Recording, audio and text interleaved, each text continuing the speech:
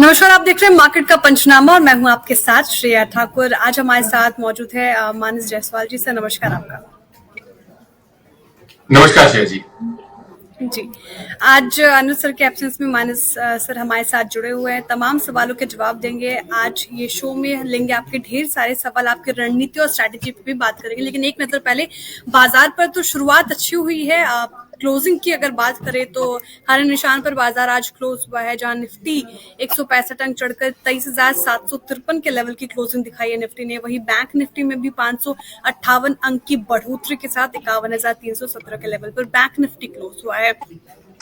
HDFC bank और रिलायंस जैसे stocks ने कहीं ना कहीं आज बाजार को पुश किया है। और एक बार गेनर्स पर नजर डालें तो JSW स्टील 2.5% की बढ़ोतरी के साथ ही आज क्लोज हुआ। ITC भी लिस्ट में शामिल 2.25% की तेजी ITC में देखने को मिली। हिंडाल्को भी आज के सत्र में तेज 1.5% से ज्यादा। ट्रेंट भी आज चढ़ता हुआ दिखा 0.25% के करीब। और HDFC बैंक में भी आज कमाल की तेजी 0.2% के करीब इसमें उछाल देखा गया। लेकिन कुछ काउंटर्स पे डेंट भी पड़ता दिखा। हीरो मोटोकॉर्प टूटा है आज 1.5% के करीब।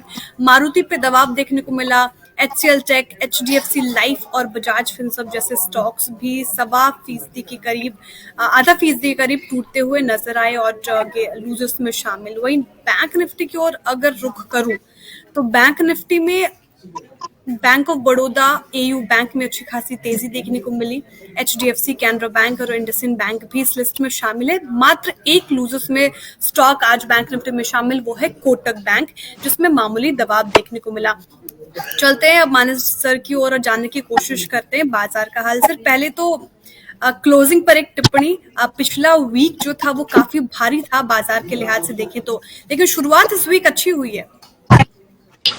बिल्कुल श्रेया जी, और देखिए जिस तरह की क्लोजिंग फ्राइडे के सेशन में थी उसको देखते हुए तो आज काफी सधी हुई मार्केट देखने को मिली। एक गैप अप के बाद हमने पूरे दिन कंसोलिडेशन देखा, तो कम से कम जो फ्राइडे के सेशन में गिरावट थी वहां पर हमें फॉलो अप सेलिंग प्रेशर नहीं देखने को मिला। निफ्टी ने आज पूरा, अगर आप पूरे दिन देखें तो ज्यादातर टाइम अपने 200 डे एक्सपोनेंशियल मूविंग एवरेज के ऊपर बिताया, जो कि कम से कम ये दिखाता है कि शायद गिरावट में थोड़ी थकावट आई है। मेरे ख्याल से अगर कल निफ्टी 23,925 के ऊपर ट्रेड करना शुरू करे तो फिर आपको एक मीनिंगफुल बाउंस बैक देखने को मिल सकता है। उसके बाद आपको शायद 24,300 या 24,400 तक की रैली देखने को मिल सकती है। लेकिन आज की क्लोजिंग पे ये कॉन्फिडेंस नहीं है कि कल से हमें आंख बंद करके खरीदारी करनी है। वेट करना पड़ेगा, लेवल्स का ध्यान रखना पड़ेगा। अगर 23,925 के ऊपर निफ्टी निकलेगा तभी खरीदारी करनी है। लेकिन बैंक निफ्टी का पैटर्न थोड़ा बेहतर लग रहा है। बैंक निफ्टी ने अगर आप पूरे दिन देखिए तो कोई ऐसा डिप देखने को नहीं मिला बैंक निफ्टी में। 51,200 का एक रेजिस्टेंस था, उसके ऊपर पूरा दिन ट्रेड करता रहा। मेरे ख्याल से बैंक निफ्टी में भी कल नजर रखिए। अगर 51,600 के ऊपर निकलेगा तो कम से कम 800 पॉइंट की तेजी देखने को मिलेगी। बेहतर पैटर्न्स बैंक निफ्टी के लगते हैं, लेकिन दोनों पे कल ही डिसाइड करेंगे कि खरीदारी करनी है या नहीं करनी है। बिल्कुल बेहतर पैटर्न्स बैंक निफ्टी के नजर आता है, लेकिन निफ्टी के लिए 23,925 एक इंपॉर्टेंट लेवल, अगर वो पार करता है तो एक बाउंस बैक निफ्टी में देखने को मिल सकता है। ये कुछ इंपॉर्टेंट लेवल्स जो हैं वो ट्रेडर्स वॉच करेंगे क्लियरली कल के लिहाज से। ये पूरा हफ्ता एक छोटा हफ्ता है, वेडनेसडे को बाजार क्लोज है, लेकिन 3 ट्रेडिंग सेशंस अभी भी बाकी है। बाजार में देखने वाली बात होगी क्या कुछ एक्शन इस पूरे वीक नजर आता है। अब कुछ सवाल लेते हैं और सवाल से लू पहले गौरव झा कह रहे हैं आज मानस राय हैं। शुभम महेश्वरी जी पूछ रहे हैं SBI पे इन्होंने दिसंबर की कॉल ले रखी है 870 की, व्हाट टू डू, क्या राय रहेगी इस पे? देखिए स्टेट बैंक ऑफ इंडिया की जहां तक बात है, यहाँ पर हमें फ्राइडे के सेशन में डिसअपॉइंटमेंट हुआ था, क्योंकि जो 100 और 50 डे मूविंग एवरेज सपोर्ट की तरह प्ले हो रहे थे वहां पर उसके नीचे की क्लोजिंग देखने को मिली। तो फिलहाल के लिए खरीदारी नहीं करनी है। जो 870 का कॉल ऑप्शन लिया है वो तो काफी दूर का है। आई थिंक यहाँ पर अब शायद कुछ बचा नहीं है निकलने के लिए, बट फिर भी मैं आपको व्यू बता देता हूँ कि स्टेट बैंक ऑफ इंडिया का व्यू थोड़ा सा नेगेटिव है। अब अगर ये 810 के नीचे फिसलेगा तो 200 डे मूविंग एवरेज जो कि 790 रुपए है उस लेवल को टेस्ट करने की कोशिश करेगा। खरीदारी करने के मौके केवल और केवल 835 रुपए के ऊपर ही दिखेंगे आपको।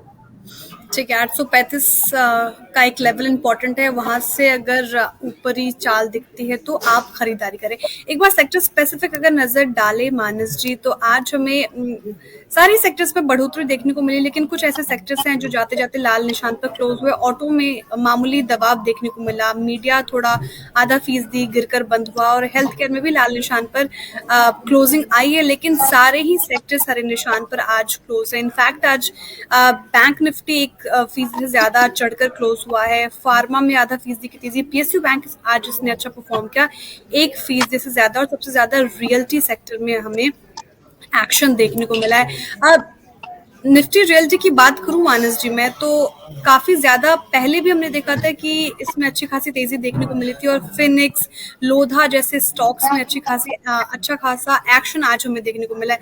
फिनिक्स और लोधा पे क्या राय रहेगी जिनकी पोर्टफोलियो में, वो क्या करी, और इस सेक्टर रियल्टी को आप कैसे ट्रैक कर रहे हैं फिलहाल? तो देखिए, हम पूरे सेक्टर की बात करें और निफ्टी रियल्टी इंडेक्स की बात करें तो इस पूरे साल में 2024 में 3 बार ऐसा हुआ कि ये इंडेक्स 1150 के आसपास गया, लेकिन उसके ऊपर ब्रेकआउट देखने को नहीं मिला, उसके ऊपर ये इंडेक्स नहीं निकल पाया। फ्राइडे के सेशन में 20 डे मूविंग एवरेज के नीचे गया था, लेकिन आज वापस 20 डे मूविंग एवरेज को रिगेन कर लिया, तो वो कम से कम एक पॉजिटिव संकेत है। स्टॉक स्पेसिफिक बात करें तो आई थिंक सबसे बेहतर तो अभी भी जो अगर एक फेवरेट स्टॉक अगर मैं बात करूं तो वो लोधा रहेगा, क्योंकि यहाँ पर पैटर्न बहुत पॉजिटिव है। फ्राइडे के सेशन में गिरावट थी, 10 डे मूविंग एवरेज के नीचे गया, लेकिन 20 डे मूविंग एवरेज के नीचे नहीं गया। वीकली चार्ट पे जो एक रेजिस्टेंस 1380 था, उसके ऊपर लगातार ट्रेड कर रहा है। मेरे ख्याल से लोधा में अभी भी अपॉर्चुनिटी है।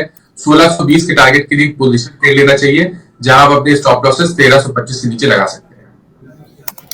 ठीक है, लोधा एक स्टॉक जो रडार पे रखने के फिलहाल सलाह मिली है, और स्टॉक्स के लेवल्स भी बताए गए।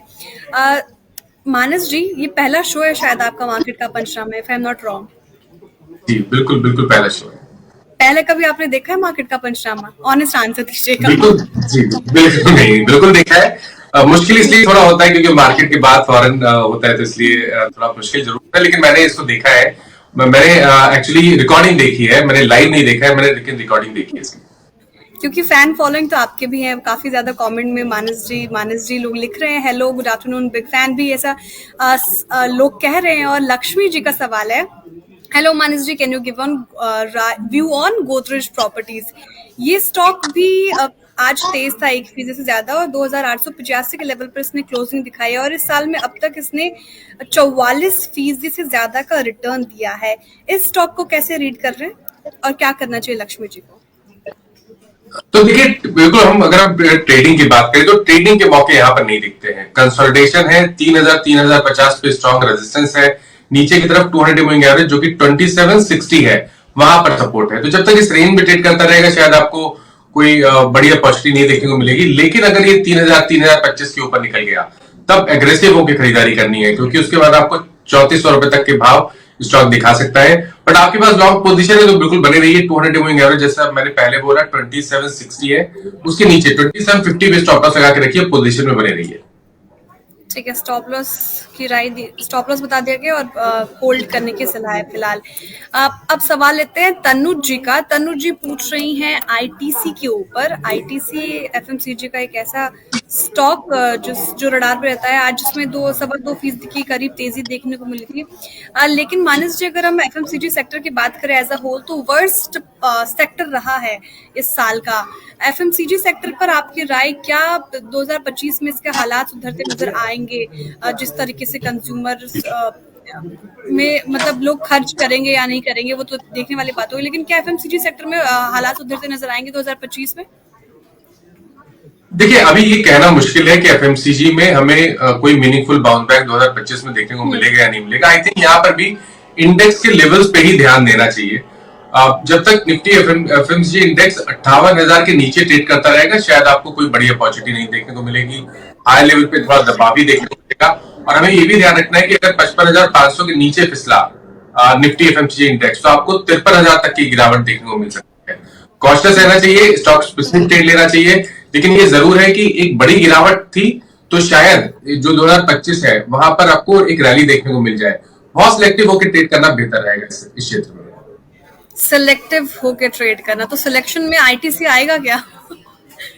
बिल्कुल सवाल मेरा था सबसे, अगर हम एक, बिल्कुल चलिए देखिए, ये स्टॉक ऐसा है, डिस्क्लोजर है कि हमने लॉन्ग टर्म ट्रेड के हिसाब से अपने क्लाइंट्स को भी रिकमेंड किया हुआ है। अगर हम पूरे एफएमसीजी स्टॉक्स, इसमें लार्ज कैप स्टॉक्स की बात कर रहा हूं, उसके चार्ट देखें, मेरे ख्याल से medium to long term chart पे सबसे बेहतरीन अगर कोई चार्ट लगता है तो वो आईटीसी लगता है। हालांकि यहाँ पर हमने कुछ करेक्शन देखा है, 20 वीक मूविंग एवरेज के नीचे ट्रेड कर रहा है, लेकिन ये भी ध्यान रखिए कि करीब 4 हफ्ते से ये 450 के नीचे नहीं फिसल रहा है। अगर एफएमसीजी में कहीं पर बाउंस बैक देखने को मिलेगा, रैली देखने को मिलेगी, मेरे ख्याल से ये पहला स्टॉक होगा जो जो अपने पिछले हाई, जो रिसेंट हाई 520 का है, उसको ब्रीच कर जाएगा। यहाँ पर बिल्कुल नजर बना के रखिए। अगर आपको लॉन्ग लॉन्ग टर्म 6-8 महीने का टाइम फ्रेम है तो खरीदारी करने के मौके अभी भी दिखते हैं। 430 के स्टॉप लॉस से लॉन्ग टर्म के लिए ट्रेड बनाइए और टारगेट करीब एक साल का सेट करिए 575 से 600 का। ठीक है, तो एक साल के लिहाज से आप इसे होल्ड कर सकते हैं और 575 का टारगेट बनाने की सलाह दी है। अब कुछ इंस्टाग्राम के भी सवाल लेते हैं, फिर यूट्यूब के और भी पढ़ेंगे, और यहाँ पे भी 300 के करीब हमारे साथ दर्शक जुड़े हुए हैं। जतिन जी पूछ रहे हैं जोमेटो होल्ड करें या सेल। सर, जोमेटो की एंट्री हो गई है सेंसेक्स में। इसके अलावा अगर कंपटीशन की बात करें, फिलहाल जोमेटो ही प्रॉफिटेबल है। स्विगी में अभी तो लॉस ही है, लेकिन स्विगी डिस्काउंट कर रहा है, जोमेटो के डिस्काउंट पे मिल रहा है जोमेटो के कंपैरिजन में 32 टू 42% तक के डिस्काउंट। आप दोनों में से, हालांकि अभी न्यूली लिस्टेड स्विगी है, लेकिन दोनों स्टॉक्स में से आपका पसंदीदा स्टॉक कौन सा होगा और जोमेटो में क्या राय रहेगी?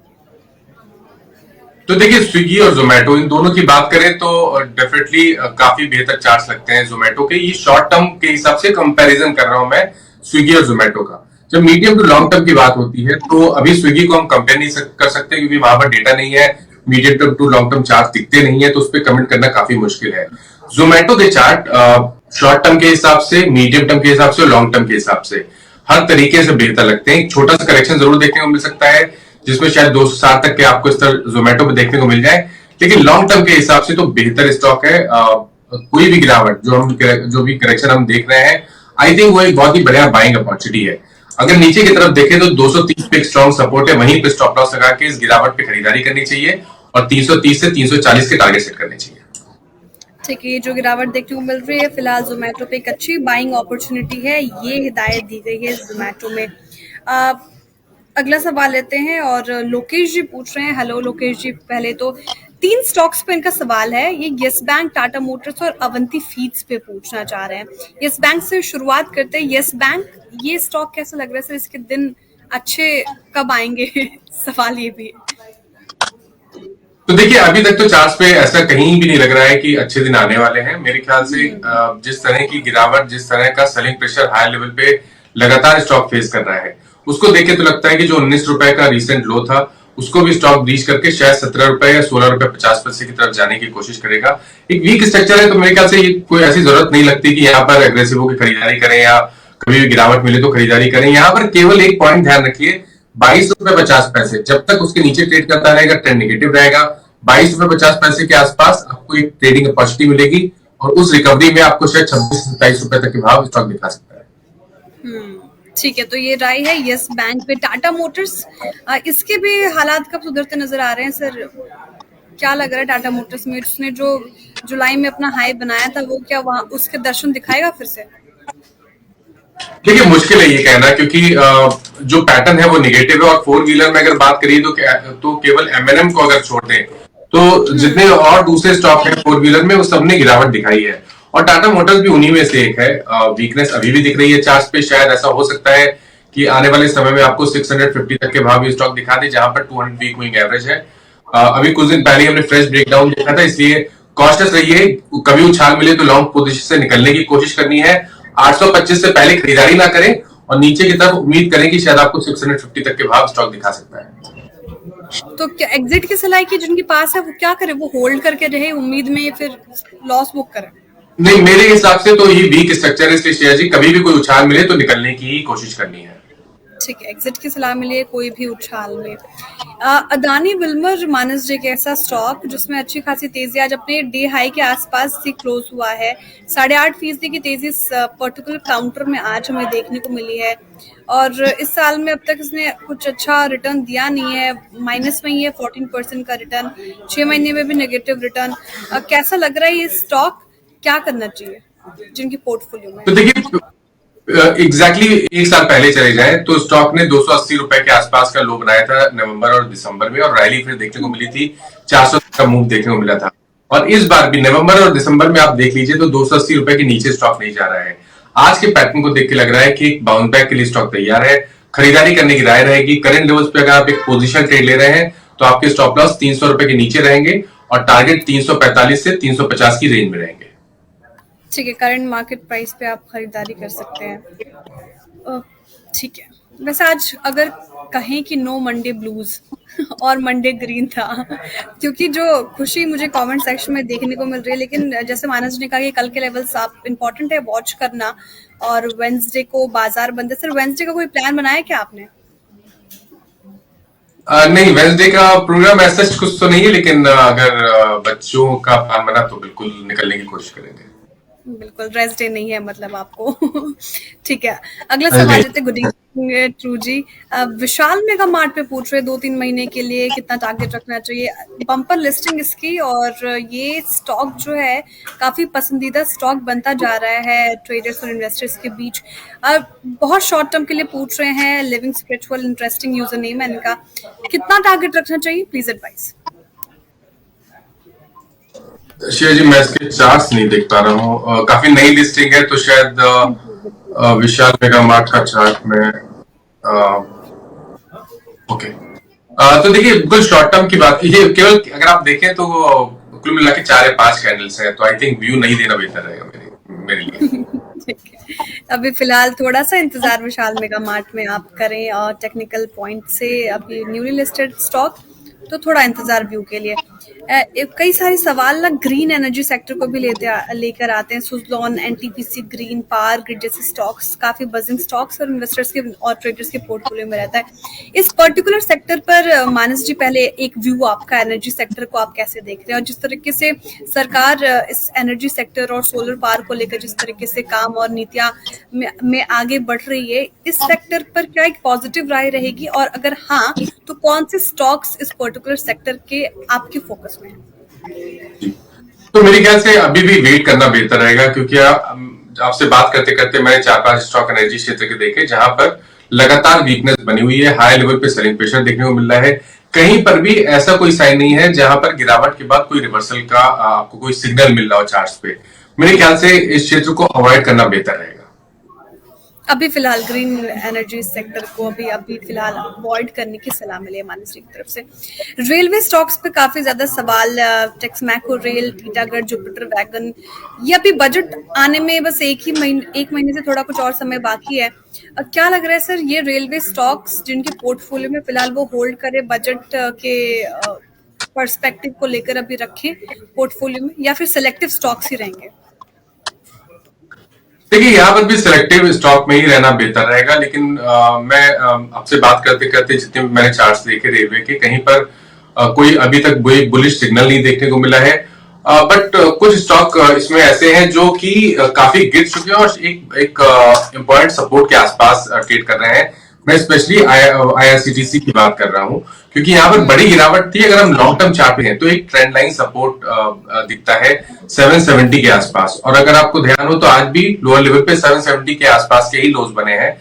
यहाँ पर नजर बना के रखिए। मैं ये नहीं कह रहा हूँ कि आज खरीदना है, लेकिन अगर स्टॉक 820 रुपए के ऊपर निकले तो यहाँ पर एक बाउंस बैक प्ले बनेगा, एक बढ़िया बाउंस बैक प्ले बनेगा, जिसमें आपको ऊपर की तरफ करीब 100 रुपए की रैली देखने को मिल सकती है। तो 820 रुपए के ऊपर खरीदारी करेंगे, 780 का स्टॉप लॉस लगाएंगे और 920 रुपए के टारगेट सेट करेंगे।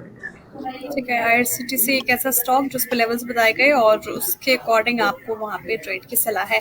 फेलियर जी, आप प्लीज अपना नाम चेंज कीजिए। मुझे इस नाम से आपको संबोधन करने में बिल्कुल भी अच्छा नहीं लगता। आपका नाम अगर आप लिख दे तो और अच्छी तरीके से मैं आपको पुकार पाऊंगी शो में। वैसे ये सवाल मानस जी से पूछ रहे हैं, और सवाल ये है कि इन्होंने निफ्टी की कॉल ले रखी है 23,900 की, होल्ड है, क्या करना चाहिए? देखिए, अगर इस एक्सपायरी में के लिए लिया हुआ है तब तो अब आई थिंक प्रॉफिट आना थोड़ा सा मुश्किल है। आई थिंक बिल्कुल आपको डे ट्रेड में ही डिसीजन लेना पड़ेगा। बट अगर हम बात करें तो जैसा मैंने पहले ही मेंशन किया कि आज की क्लोजिंग बहुत खराब नहीं है, और अगर कल हमें 950 रुपए के ऊपर, 925 रुपए के ऊपर, 925 23,925 के ऊपर निफ्टी ट्रेड करता रहे मिलेगा, तो बिल्कुल आपको करीब 250 से 300 पॉइंट की तेजी देखने को फौरन मिल जाएगी। तो बिल्कुल नजर रखिए। अब निकलने का मतलब बनता नहीं है, बहुत ज्यादा प्रीमियम बचा नहीं होगा, लेकिन नजर रखिए 925 के ऊपर एक बढ़िया रैली आपको देखने को जरूर मिल सकती है निफ्टी में। ठीक है, 925 एक इम्पोर्टेंट लेवल जो शुरुआत में भी हम लाइव किए, शुरुआत में आपको बता रहे थे। अनिल जी पूछ रहे हैं, hello Shreya ji, I have bought 5000 shares of Asian Paints today at the rate of 2270. Where will this stock bottom out? Please share your view, I can hold it for 20 years. Asian Paints एक ऐसा stock, मानस जी, जो अपने 4 साल के निचले स्तर पर अभी है फिलहाल। और एक रिपोर्ट मैंने पेश की थी और उस रिपोर्ट में ये कहा गया था कि एशियन पेंट्स के सामने बहुत सारे चैलेंजेस है। एक तो बिरला की एंट्री, क्योंकि पैन इंडिया में प्रेजेंस है एशियन पेंट्स का, बिरला की एंट्री कहीं ना कहीं खेल खराब कर रही है। साथ ही इन्फ्लेशन अपने चरम पर है, तो लोग पहले हाउस रेंट ज्यादा पे करना प्रेफर करते हैं, बाद में पेंट कराने का सोचते हैं। और वॉल स्टिकर्स जैसे ऑल्टरनेटिव जो आ गए हैं, वो कहीं ना कहीं पेंट सेक्टर का गेम थोड़ा चेंज कर रहे हैं। एशियन पेंट्स 20 साल के लिहाज से होल्ड करना क्या बुद्धिमानी है, क्या लग रहा है आपको? तो देखिए, ये जितने भी रीजन आपने बताए वो पिछले एक साल के अंदर देखने को मिले हैं, लेकिन अगर आप चार्ट्स पे देखें तो 2021 से स्टॉक ने 3500 पे काफी बार, मैं उसको शायद काउंट भी नहीं कर पाऊंगा, 3500 के लेवल को टेस्ट किया है और उसके ऊपर सस्टेन नहीं हो पाया, वहां पर सेलिंग प्रेशर देखने को मिला। तो इंडिकेशन तो बहुत क्लियर थे कि आपको अगर खरीदारी करनी भी है तो 3500 के ऊपर ही करनी है। 4 साल तक स्टॉक एक उस रेजिस्टेंस को बीच नहीं कर पाया। उसी तरह नीचे की तरफ 2600 पे एक सपोर्ट था जो कि 2021 से बना हुआ था। अब बहुत क्लियर चीज है कि अगर एक इंपॉर्टेंट सपोर्ट, 4 साल का सपोर्ट बीच होता है, 2600 रुपए के नीचे स्टॉक फिसलेगा, तब तो आपको गिरावट अच्छी खासी देखने को मिलेगी, और वही गिरावट हम देख रहे हैं। मेरे ख्याल से गिरावट बढ़ सकती है, 2000 तक के स्तर आपको देखने को मिल सकते हैं। कभी कोई उछाल मिले तो कोशिश करिए कम लॉस में या छोटे मोटे प्रॉफिट में निकल जाए स्टॉक से, तो बेहतर रहेगा। अनिल जी, निकलने की सलाह मिली है, 2000 के स्तर को भी ये टच कर सकता है, तो फिलहाल अगर आप लॉस में तो लॉस बुक करके निकल जाएं, ऐसा कहना है मानस जी का, जो कि फंडामेंटली और टेक्निकली करेक्ट भी है। अवंती फीड्स, अच्छा, अवंती फीड्स एक स्टॉक आपका रह गया था। लोकेश जी का सर अवंती फीड डिस्कस करना बाकी रह गया था, कैसा लग रहा है ये? देखिए, 400 बेहतर है क्योंकि स्टॉक ने 200 मूविंग एवरेज के आसपास समय बिताया था, अभी करीब अक्टूबर और नवंबर के बीच में काफी समय बिताया, और उसके बाद स्टॉक ने कंफर्मेशन दिया हायर टॉप्स हायर बॉटम्स का। मेरे ख्याल से बॉटम तो बना है, 750 रुपए तक के टारगेट पॉसिबल है। आपको स्टॉप लॉस 600 के नीचे लगाना है और 750 रुपए के टारगेट का इंतजार करना है। ठीक है। वोडाफोन आइडिया पे पूछ रही हैं मीना जी, ये स्टॉक सर फाइनेंशियल क्राइसिस से जूझता हुआ और अभी रेस में बहुत पीछे है अपने पेयर से, कॉम्पिटिटर से अगर आप कंपेयर करें तो। 7 रुपीज के लेवल पर ये क्लोज हुआ है आज के सत्र में। क्या करना चाहिए जिनके पोर्टफोलियो में है, वो लॉस बुक करके निकले या होल्ड करे, कि आने वाले समय में हालात सुधर सकते हैं? चार्ट्स क्या इंडिकेट कर रहे हैं आपको?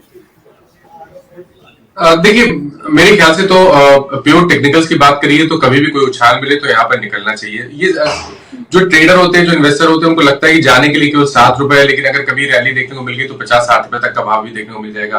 वो अपनी जगह सही है रिस्क रिवॉर्ड के हिसाब से, लेकिन पैटर्न नेगेटिव है। इसलिए मेरी राय रहेगी कि कभी भी कोई उछाल मिले, आपको छोटा मोटा प्रॉफिट, छोटा मोटा नुकसान हो जाए, उसमें निकल जाए तो बेहतर रहेगा स्टॉक से। ठीक है, निकलने के सलाम लिए बहुत बहुत शुक्रिया सर हमारे साथ आज जुड़ने के लिए, अनुसर कैप्शंस में, और तमाम सवालों के जवाब देने के लिए। दर्शकों का भी बहुत बहुत आभार हमारे साथ जुड़ने के लिए, अपने सवाल पूछने के लिए। और अब फिर से मुलाकात होगी कल मार्केट के पंचनामा में। तब तक के लिए आप देखते रहिए CNBC आवाज। नमस्कार।